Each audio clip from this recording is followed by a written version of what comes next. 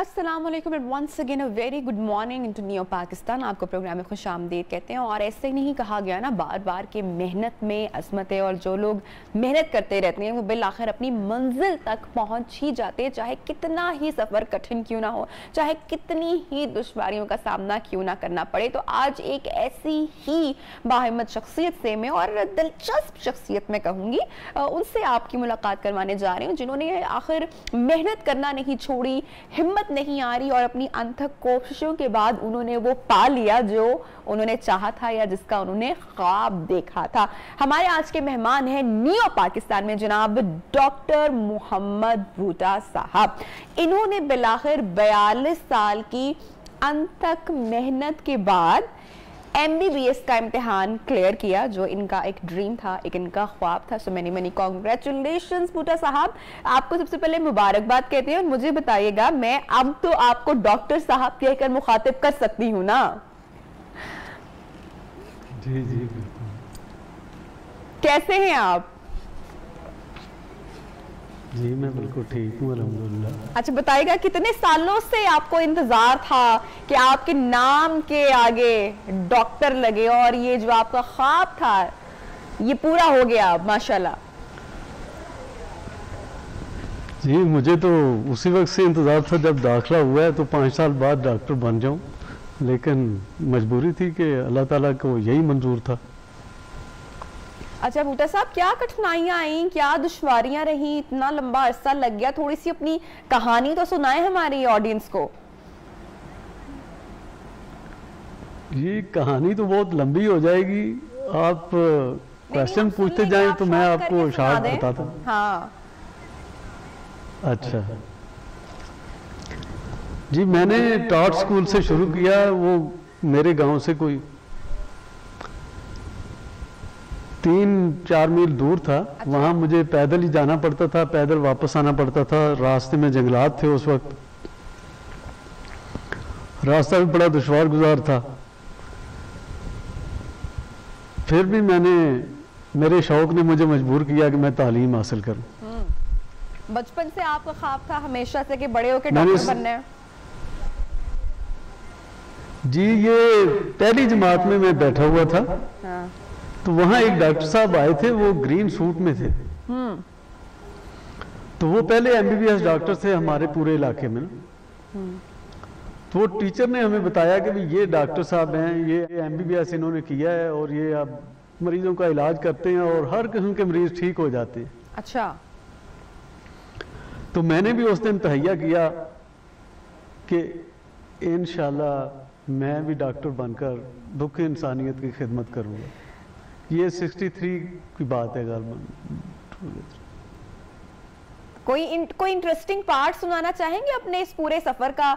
42 साल आप सर अंथक कोशिश करते रहे हैं, और आपने हिम्मत नहीं आ रही, आप जुटे रहे हैं, इम्तिहानात दे दे कर इतनी बार, आखिर तो अंदाजा हो ही गया होगा ना कि अब किस तरह का जवाब देना है। क्या ख्याल है? नहीं, मुझे इम्तिहान से तो कभी घबराहट नहीं हुई। शुरू से ही मैं अपनी क्लास में टॉप क्लास रहा हूँ। हाँ माशाल्लाह। अच्छा सबसे पहले किसको खबर दी आपने जब आपने इम्तिहान क्लियर किया? सबसे पहले मैंने अपने घर वालों को खबर दी, उसके बाद मेरा एक दोस्त है वकार असलम, इस्लामाबाद में रहता है, उसको खबर दी। हाँ। क्या बात है। अच्छा मुझे अब ये बताएं, आप घर के बाहर वो जो हाउस नंबर प्लेट वो जो लगी होती है वो तब्दील कर दी है, वहां पर डॉक्टर लग गए बकायदा? जी नहीं, वहां पे तो अभी नहीं, कुछ पहले भी प्लेन नहीं थी और अभी भी नहीं, प्लेन तो अब नहीं। लगवाए ना, अब देर किस बात की? जी बिल्कुल इंशाल्लाह लगवाऊंगा। अच्छा तो मुझे ये बताएं कि जनाब हाउस जॉब अब आप कब से उसका आगाज करेंगे? और यकीनी तौर पे इतना लंबा आपने सफर काटा है सर, 42 साल छोटी बात नहीं है, तो यकीनन पहले मरीज का भी आपको इंतजार होगा, उस लम्हे का भी इंतजार होगा। जी अभी कल ही मेरा इंटरव्यू हुआ है और उसमें मैं सिलेक्शन हो गई है अल्हम्दुलिल्लाह, और ये कोई विद इन 2 डेज स्टार्ट हो जाएगी जॉब। तो आगे क्या इरादे रखते हैं सर? FCPS करने का भी इरादा रखते हैं अब आप? जी मेरा तो बहुत कुछ करने का इरादा है। मैं तो असल में चाहता ये हूँ कि मेरे देही इलाके में जहाँ पे सेहत की सहूलत बिल्कुल नहीं है, अच्छा, गुर्बत कौन से बहुत इलाके है, से आपका ताल्लुक है? अप्रोच ही नहीं है लोगों। जी मेरा देही इलाके से ताल्लुक है। अब भी मैं वहाँ अपने गांव में था और मुझे नहीं पता चला वहाँ नेट वगैरह नहीं आता।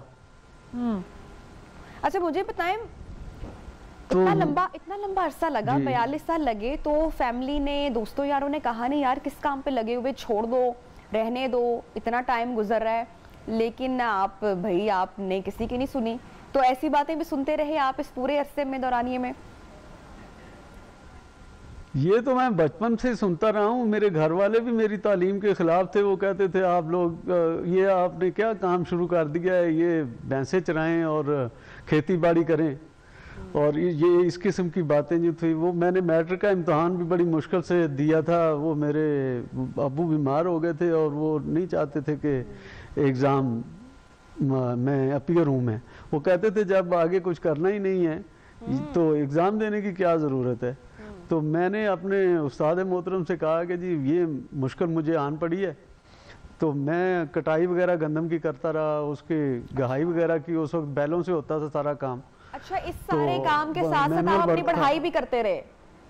वाह जी, उसके साथ मैंने पढ़ाई भी की और मेरा उधर नाम जो था वो इसलिए स्ट्रक ऑफ नहीं हुआ कि मैं देहात का वाहिद लड़का था जो शहरी लड़कों को दबा के रखता था, यानी पढ़ाई में।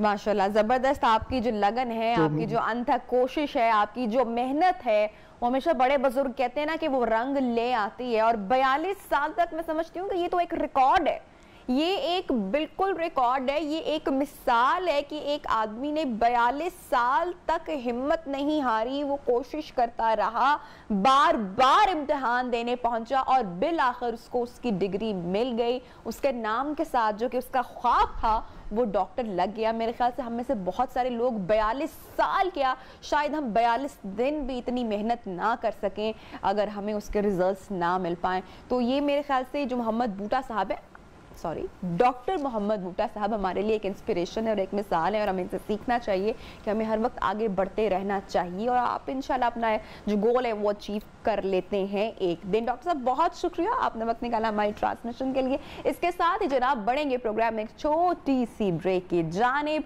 और जब ब्रेक से वापस आएंगे तो हमारे साथ जनाब प्रोग्राम में होंगे साइबर सिक्योरिटी एक्सपर्ट होंगे, जिनसे हम पूछेंगे कि ये जो आजकल बहुत ज्यादा फ्रॉड किया जा रहा है ना, आपको एक कॉल आती है, एक मैसेज आता है कि ये वाला कोड हमारे नंबर पर भेजें और उसके बाद आपका बैंक अकाउंट खाली हो जाता है। इस हवाले से बात करेंगे, एक छोटा सा वक्फा लेते हैं, साथ रहिएगा।